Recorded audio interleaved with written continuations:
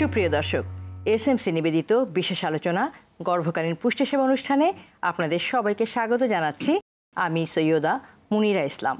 দর্শক, বাংলাদেশের মোট জনসংখ্যার প্রায় 22% কিশোর কিশোরী। এর একটি বড় অংশের বয়স 18 হওয়ার আগেই বিয়ে হয়ে যায়। এতে দেখা যায় নানান জটিলতা। একদিকে কিশোরী মায়েরা ও তাদের সন্তান অপুষ্টিতে ভোগেন, অন্যদিকে গর্ভকালীন এবং প্রসবকালীন দেখা দেয় নানান জটিলতা। গবেষণা বলছে বাংলাদেশে প্রতি বছর 5,000 থেকে 5,500 নারী গর্ভকালীন এবং প্রসবজনিত নানান জটিলতায় মারা যায়। আন্তর্জাতিক স্বাস্থ্য সাময়িকী ল্যান্সেটের গবেষণায় উঠে এসেছে বাংলাদেশের সহ উন্নয়নশীল দেশগুলোতে 40% কিশোরী রক্তস্বল্পতায় ভুগছে। প্রয়োজনীয় পুষ্টির অভাবে বাংলাদেশের 1/3 কিশোরী খর্বকায়। এমন বাস্তবতায় কিশোরীদের পুষ্টি অবস্থার উন্নয়ন, স্বাস্থ্য সুরক্ষা এবং মাতৃমৃত্যু রোধে করণীয় নিয়েই আজ আমরা আলোচনা করব গর্ভকালীন পুষ্টি সেবা অনুষ্ঠানে। আলোচনা করবেন এসএমসির ব্যবস্থাপনা পরিচালক ও সিইও জনাব তসলিমউদ্দিন খান এবং বাংলাদেশ পপুলেশন কাউন্সিলের সাবেক কান্ট্রি ডিরেক্টর জনস্বাস্থ্য বিশেষজ্ঞ ডক্টর ওবায়দুর রব। দর্শক, চলে যাচ্ছি মূল আলোচনায়। ডক্টর ওবায়দুর রব, আন্তর্জাতিক স্ট্যান্ডার্ড অনুযায়ী বাংলাদেশের কিশোর কিশোরীদের পুষ্টি পরিস্থিতি কতখানি সন্তোষজনক বলে আপনি মনে করেন? আপনার পর্যবেক্ষণ শুনতে চাচ্ছি। আগে যেটা বললেন যে 1/3 ছেলেমেয়েরা অপুষ্টিতে ভোগে, তো এটাই একটা যদি স্ট্যান্ডার্ড ধরিতে আমাদের দেশে যে বৎসরে প্রায় 27 থেকে 28 লক্ষ বাচ্চার জন্ম হয়, এর প্রায় 1/4 মানে হলো প্রায় 7.5 থেকে 8 লক্ষ জন্ম হয় 18 বছরের নিচে মায়েদের।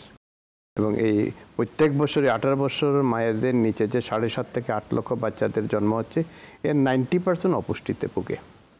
মানে স্টার্টিং পয়েন্ট থেকে যদি শুরু করি, এরাই তো এক সময় বড় হবে। তারপর যেটা আপনি বলেন 1/3 খর্বকায়, বা ধরেন ওয়েট ঠিক মতো হয় নাই, বা গ্রোথ ঠিক মতো হয় নাই, বা অন্যান্য যে বডিলি ডেভেলপমেন্টের জন্য এটা তো মেজর ক্রাইসিস। এবং এইটার কোনো সিগনিফিক্যান্ট উন্নতি হয় নাই গত 15 বছর। এইটাই সারপ্রাইজিং।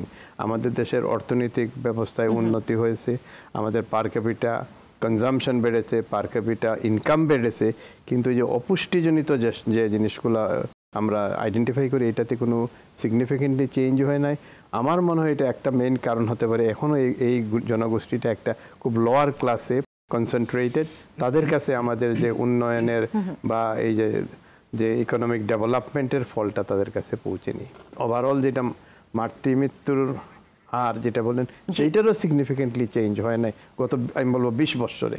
এই যে 5 থেকে 6 হাজারের ভিতর মা মারা যাচ্ছে জন্ম দেওয়ার সময়, এটা কিন্তু আনএক্সেপ্টেবল। কিন্তু এটাকে কিভাবে কমানো যায় সেইটা নিয়ে কিন্তু কনসেন্ট্রেটেড এফোর্টস কিন্তু আমার চাকরি জীবনে দেখেছি বা এখনো দেখতেছি, সিগনিফিকেন্টলি কনসেন্ট্রেটেড এফোর্ট করছেন। আমরা জানি, প্রত্যেকেই জানি কিসের জন্য এই মারা যাচ্ছে, কিন্তু এইটার কি যে একটা এফোর্ট দিতে হবে এদেরকে কমাবার জন্য। একটা সিম্পল জিনিস হলো, যারা খিঁচুনিতে মারা যায় তাদের জন্য একরকম ট্রিটমেন্ট করতে হবে, এক্সেসিভ ব্লিডিংয়ে যারা মারা যায় তাদের জন্য অন্য ট্রিটমেন্ট দিতে হবে। কিন্তু এই সেগমেন্টেড ওয়েতে চিন্তা করতেছে না, শুধু মানে আমাদের আলোচনার ভিতরে রেখে দিচ্ছি যে মাতৃমৃত্যু কমাতে হবে, অপুষ্টি কমাতে হবে। অনেক ধন্যবাদ আপনাকে। জনাব তসলিমউদ্দিন খান, দেশের বিপুল সংখ্যক কিশোরী পুষ্টিহীনতায় ভুগছে, এর কারণ কি বলে আপনি মনে করেন? বাংলাদেশের আর্থসামাজিক বাস্তবতায় আপনার বিশ্লেষণ শুনতে চাচ্ছি। বিভিন্ন কারণ আছে যার জন্য অপুষ্টির যেটা কিন্তু একটু আগে ওবায়দুর রব ভাই কিন্তু ওই একই ডিসকাশন করেছেন। উনি যেভাবে বলেছেন যে তার জন্মই হয়, আপনার বাংলাদেশে প্রায় 18% শিশুর জন্ম হয় আন্ডারওয়েট হয়ে। আন্ডারওয়েট অর্থ হলো 2.5 কেজির নিচে যখন তার জন্ম হয়, তখন কিন্তু সে অপুষ্টির শিকার বলেই 2.5 কেজির নিচে তার জন্ম হয়। এই যে শিশুটি যখন সে কৈশোরে পড়বে এবং তারপরে যখন যে অ্যাডাল্ট হবে, কিন্তু এই তার যে নিউট্রিশনের এই যে ডেফিসিয়েন্সি ওটা কিন্তু থাকবেই, তাকে আর ওই অবস্থা থেকে ফেরানো সম্ভব হয় না। এটা তো গেল একদিকের কথা। আমরা যে ইন্ডিকেটর দেখি সেটার মধ্যে দুইটা অত্যন্ত গুরুত্বপূর্ণ ইন্ডিকেটর আছে। একটা ইন্ডিকেটর হলো সে খর্বাকৃতি কিনা, অর্থাৎ যতটুকু লম্বা বয়স অনুযায়ী হওয়ার কথা ছিল ততটুকু হয়েছে কিনা, আর একটা হলো তার ওয়েট কতটুকু হয়েছে। সেই ক্ষেত্রেও দেখা যায় যে এর পরেও ওইখানে আন্ডারওয়েট হয় নাই, কিন্তু তারপরে শিশুটি ঠিকমতো খাবার, যে প্রোটিন দরকার ছিল, ভিটামিন মিনারেলস দরকার ছিল সে ওইভাবে ইনটেক হয় নাই, এবং সে কিন্তু দেখা যায় যে আইদার আন্ডারওয়েট অথবা সে খর্বাকৃতির হয়েছে। এবং এরাই যখন কিশোরীতে পরিণত হয়, বিশেষ করে কিশোরীতে, তখন কিন্তু তার আবার 50% মতো কিশোরীর বিয়ে হয়ে যায়। দেখেন একটার সাথে একটা লিঙ্ক কতটা। যখন সে কিশোরীর বিয়ে হয়ে গেল, তার মধ্যে 28% মতো কিশোরীর তারা এই 20 বছরের নিচে তাদের বাচ্চা হয়ে যায়। যখনই এই বাচ্চা হয়ে গেল বা প্রেগনেন্ট হলো, সে কিন্তু she is not prepared for pregnancy, কারণ সে নিজেই একটা শিশু, এর মধ্যে আর একটা শিশু, যাতে করে তার পুষ্টির অভাব আরও বেড়ে যায়। বাংলাদেশের যে পুষ্টি ব্যবস্থার অবস্থা, এটা হলো চিত্র, এবং এই চিত্রটা খুবই কমন, এবং এই কমন অবস্থাটা জন্য মানে বাংলাদেশের নলেজ লেভেলের গ্যাপ আছে, প্র্যাকটিস ঠিকভাবে হচ্ছে না। আমাদের দেশে বয়সের কথা বলা আছে, 18 বছরের নিচে বিয়ে হলে আইনত দণ্ডনীয়, কিন্তু 50টা মেয়ের 100টার মধ্যে এই 18 বছরের আগে বিয়ে হয়ে যায়। সেটাই বাস্তবতা এবং এখানেই সমস্যা। অনেক ধন্যবাদ আপনাকে ডক্টর ওবায়দুর রব। বিশ্বের বিভিন্ন দেশে 15 থেকে 19 বছর বয়সী কিশোরী মায়েদের মধ্যে গর্ভকালীন এবং প্রসবজনিত মৃত্যুহার অনেক বেশি। বাংলাদেশে প্রতি বছর 5,000 থেকে 5,500 কিশোরী গর্ভকালীন এবং প্রসবকালীন বিভিন্ন জটিলতায় মৃত্যুবরণ করছে। এর কারণ কি এবং সমাধানটা কি? কিশোরী না, 5 থেকে 7,000 মা মারা যাচ্ছে, এরা সব কিন্তু কিশোরী না, বয়স্করা আছে। কিন্তু যেটা প্রথমে আপনি প্রশ্ন করলেন এর কারণটা কি, এর কারণটা হলো প্রথম দিকে সে যখন বিয়ে হলো, সে ফিজিক্যালি গ্রোথ তার হয়নি এবং মেন্টালি সে প্রিপেয়ার্ড না বিয়ের জন্য। তারপর যখন সে ওইখানে গিয়ে একটা আননোন এনভায়রনমেন্টে গেল, আননোন তো কেন, শ্বশুর বাড়িতে যখন গেল, আননোন এনভায়রনমেন্টে যখন খুব তাড়াতাড়ি সে প্রেগনেন্ট হয়ে গেলো এনভায়রনমেন্ট সম্বন্ধে জানার আগেই, তখন কিন্তু সে সাপোর্ট সিস্টেম তার নাই, ডাক্তারের কাছে যেতে হবে, যে নর্মাল যে আমরা সাপোর্টটা প্রেগনেন্সি রিলেটেড সেটা কম্পারেটিভলি কম পায়। তারপর হয় কি, বেশিরভাগ ক্ষেত্রে দেখা যায় এরা আবার ফিরে যায় মায়ের বাড়িতে বাচ্চা জন্ম দেওয়ার জন্য। সেইখানে মেডিকেল ফেসিলিটিস আছে কিনা, যদিও আমাদের দেশে এখন এই যে আমি আবার নাম্বারে বলি, পার্সেন্টেজে না গিয়ে হিউজ নাম্বার, 28 লক্ষর ভিতরে 16 লক্ষ, মানে অ্যাপ্রক্সিমেটলি 55 to 60%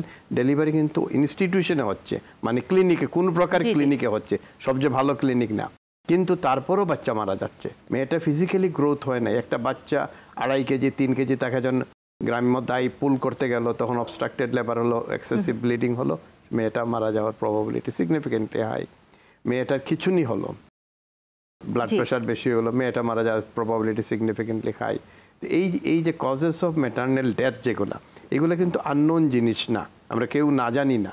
এবং কতজন মা বাচ্চা প্রেগনেন্ট হচ্ছে, বাচ্চা বলতে আমি শিশু নিউলি ম্যারিড বলতেছি, সেটাও আমরা জানি, ওভারঅল জানি।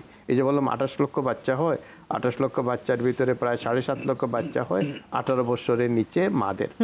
এদেরকে কি আমরা টার্গেটেড ইন্টারভেনশন করতে পারি না? আমাদের ইনফ্রাস্ট্রাকচার খুবই বড়, মানে হেলথের ইনফ্রাস্ট্রাকচার মানে গ্রামাঞ্চল পর্যন্ত আছে, তাদের মাঠ লেভেলের কর্মী আছে, সেই কর্মীরা যদি এদেরকে আইডেন্টিফাই করে এদের জন্য স্পেশাল এফোর্টস দিতে হবে।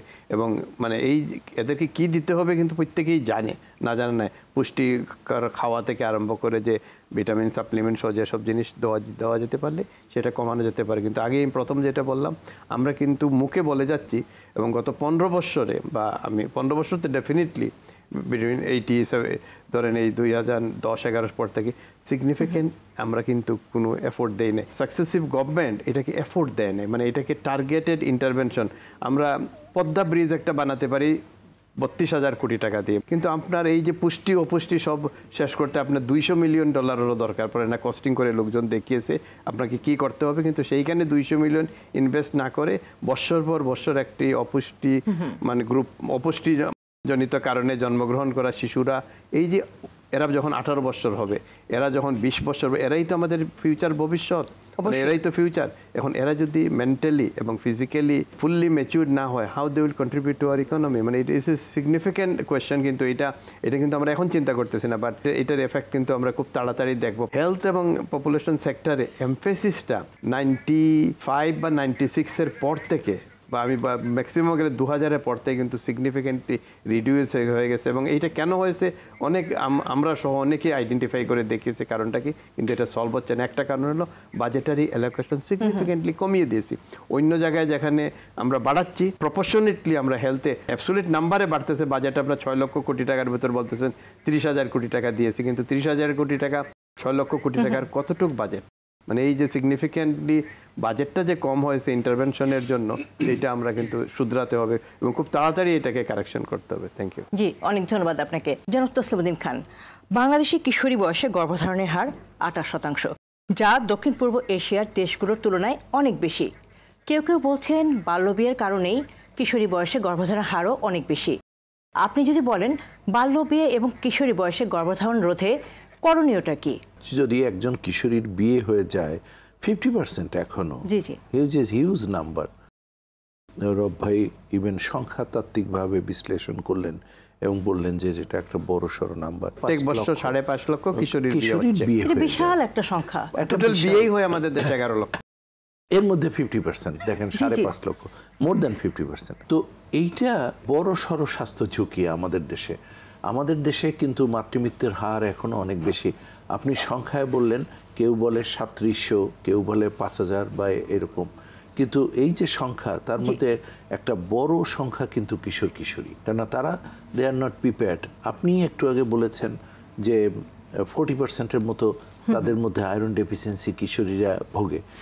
এদেরই তো বিয়ে হয়ে যাচ্ছে, এদেরই 50% বিয়ে হয়ে যাচ্ছে, ওই আয়রন ডেফিসিয়েন্সি রয়েছে, অন্য অন্য ভিটামিনের অভাব আছে, এবং তারপরে যখন তার সন্তান হয়ে যায় সেখানে আরো অ্যাগ্রাভেট করে সিচুয়েশনটা। আমাদের নলেজ এবং অ্যাওয়ারনেস যদি ভালোভাবে থাকতো, যে আমি একজন কিশোরীকে বিয়ে দেব না, পরিবারের থেকে ওরকম সিদ্ধান্ত থাকতো, কমিউনিটি থেকে ওরকম সিদ্ধান্ত থাকতো, পরিবারের ওই মেয়েটির নিজেরও সিদ্ধান্ত থাকতো 18 বছরের আগে বিয়ে না, আমার লেখাপড়া শেষ করে আমি তারপরে বিয়ে করব, তাহলে তো এই সমস্যার সমাধান অনেকাংশে হয়ে যায়। এটা যেমন একটা দিক।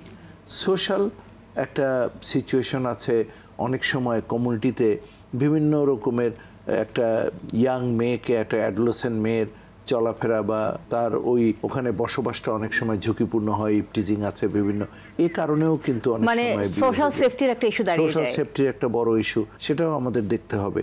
এই সার্বিকভাবে যদি আমরা এই বিষয়টিকে চিন্তা ভাবনা করি, সব থেকে আইরনিক হলো যাদেরই এই বিয়েটা হয় এর মধ্যে একটা বড় অংশ আছে যে তাদের আবার বিয়ে বিচ্ছেদ হয়ে যায়, কিন্তু হয়তো একটা বাচ্চা হলো তারপরে বিয়ে বিচ্ছেদ হলো, এবং সেখানে তারা মিজারেবল লাইফ লিড করে, তখন ফ্যামিলিতে সে অনেকটা আনওয়ান্টেডের মতো অবস্থা থাকে।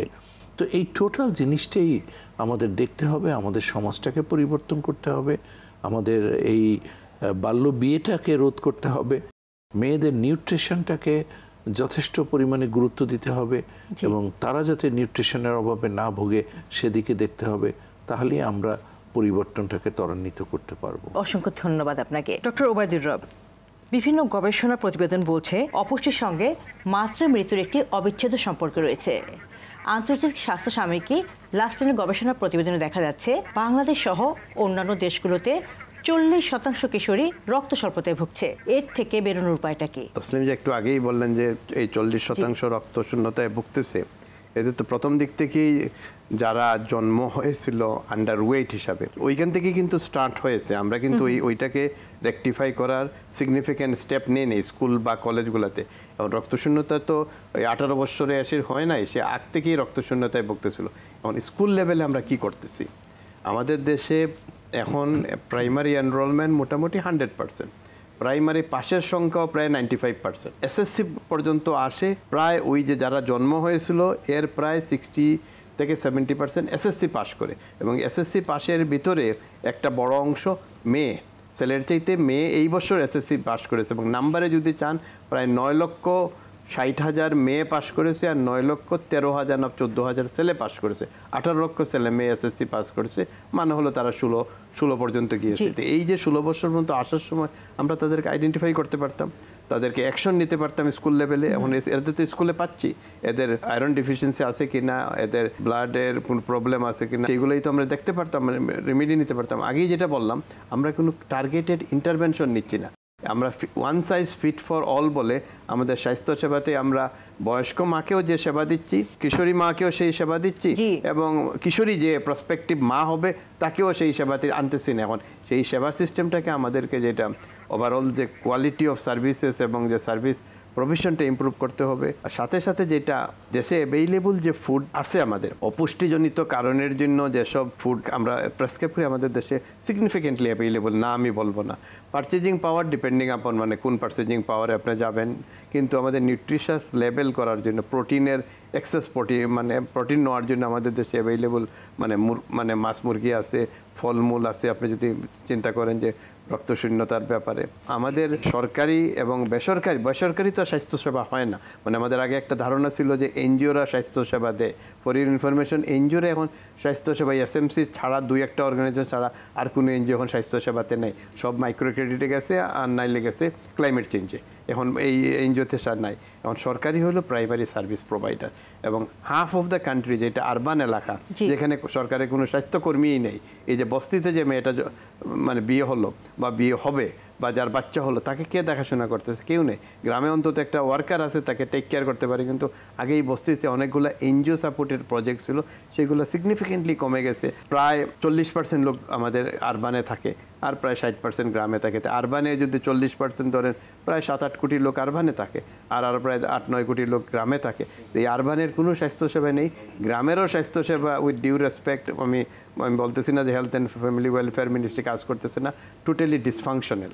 একটা জেনারেশন কিন্তু অলরেডি আমরা লস করে ফেলছি যাদেরকে এই গত 15 বছরে কোনো সার্ভিস দিতে পারিনি। আমি বলবো এখনও আমাদেরকে কনসেন্ট্রেটেড এফোর্টস নিতে হবে এই যে অপুষ্টিতে যারা ভুগে তাদের জন্য, এবং তাহলে আপনার ওই যে মৃত্যু যেটা হলো তসলিম বললেন যে এই 3700 কেউ বলে, কেউ 5000 বলে, সেটাও আমরা কেউ জানি না, মানে এটা ইনডাইরেক্ট এস্টিমেশন করে বলতেছি, বাট বলা হয় যে 4 থেকে 6000-এর ভিতরে মা মারা যায় বাংলাদেশে। এর একটা সিগনিফিকেন্ট পোর্শন এই যে 18 বছরের মায়েরা। তো এদেরকে তো বাঁচাতে পারি বা এদেরকে রিচ করা সহজ, কিন্তু কারণ এদের স্কুলে পাচ্ছি, আমি এদেরকে ক্লাস 10 পর্যন্ত স্কুলে পাচ্ছি। আপনার ওই যে ইনফরমেশন যেটা আমরা বলি যে 50%-এর বিয়ে হয়ে যায় 18 বছরের আগে, এর সিগনিফিকেন্টের বিয়ে হয় 16 থেকে 18-এর ভিতরে। হাই স্কুল শেষ করার পরে সে কলেজে যায় না, বাড়িতে বসে থাকে, তার তখন বিয়ে হয়। আর একটা আপনি ইনফরমেশন দিয়ে এখন এটা খুব সারপ্রাইজ মানে অ্যালার্মিং আমি বলবো, আমাদের যে প্রায় 1.5 কোটি লোক বাহিরে থাকেন প্রবাসী ওয়েজার না, এর অর্ধেকের বেশি কিন্তু অবিবাহিত ইয়াং। এরা কিন্তু দেশে ফিরে আসেন বিয়ে করার জন্য, প্রত্যেক বছরই কয়েক লক্ষ ফিরে আসেন এটা বাইরে, এবং এদের ফার্স্ট প্রেফারেন্স হলো ইয়াঙ্গার মেয়ে, কারণ উনি এবার বিয়ে করে রেখে যাবে আরও 3 বছর পরে আসবে। সো ওনারা লোক চাইবে একটা 14-15 বছরের মেয়েকে বিয়ে করতে, এখন তাকে রেখে গেল, 4 বছর পরে যখন আসবে তখন সে একটু ম্যাচিউর হবে, এবং ছোট মেয়ে হলে শ্বশুর শাশুড়ি কন্ট্রোল করতে পারবে। মানে সোসিওলজিক্যাল মানে কি আর কনসেপ্ট থিওরি হয়, that it is true or not আমি আর্গু করতেছি না, কিন্তু রিসার্চ এইগুলা বলতেছে, ওনাদের ধারণা এইটা। এই যে আমাদের যে অবিবাহিত একটা বিরাট জনগোষ্ঠী দেশের বাইরে এবং যাচ্ছে, এই প্রত্যেক বছর 8 থেকে 10 লক্ষ লোক যাচ্ছে, এর অর্ধেক অবিবাহিত। এরা তো 5 বছর পর ফিরে আসবে বিয়ে করতে, এবং এদের মেইন প্রেফারেন্স হলো ওই ইয়াঙ্গার গ্রুপ। এবং প্রবাসী রিলেটেড যে মানে প্রবলেমগুলো আপনারা তো সবাই পত্রিকা পড়েন। সমস্যার সমাধানটা কি?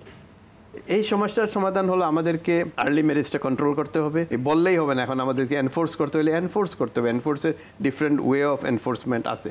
আমাদের একদিকে বলবো করো আর একদিকে ছেড়ে দিব, এটা হবে না। ওই আগে আমরা ম্যারেজ অ্যাক্ট পাস করেছি, কিন্তু বলছি যে বাপ মার সম্মতিতে 16 বছরে বিয়ে দিতে পারবেন, তাই বাপ মায়েরই তো সম্মতিতে বিয়ে হয়, মেয়ের সম্মতিতে বিয়ে হয় কতটা একটা। আর দ্বিতীয় হলো যে বাজেটারি অ্যালোকেশন বাড়িয়ে আমাদেরকে যারা জনগোষ্ঠী যারা এই সার্ভিসটা নিতে পারতেছে না তাদেরকে সাপ্লিমেন্টারি দিতে। এখনই তো বলতেছি আমরা 1 কোটি কত লোককে সাপ্লিমেন্টারি কি দিব, এই যে হেল্প করব ফর মানে রমজানের আগে। তো এরকম কি আমরা মানে 7 লক্ষ মাত্র 7 লক্ষ মহিলাদের গর্ভবতী মাদেরকে আইডেন্টিফাই করে সাপ্লিমেন্টারি দিতে পারি না? আমি ইন জেনারেল বলতেছিলাম, আমি এই 7 লক্ষ নিশ্চয়ই সেটা পারি। জি, আপনাকে ধন্যবাদ।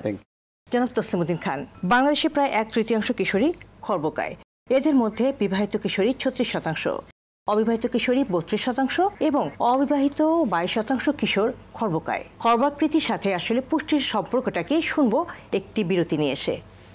দর্শক, এসএমসি নিবেদিত বিশেষ আলোচনা গর্ভকালীন পুষ্টি সেবা অনুষ্ঠানে নিচ্ছে ছোট্ট একটি বিরতি, সঙ্গেই থাকুন।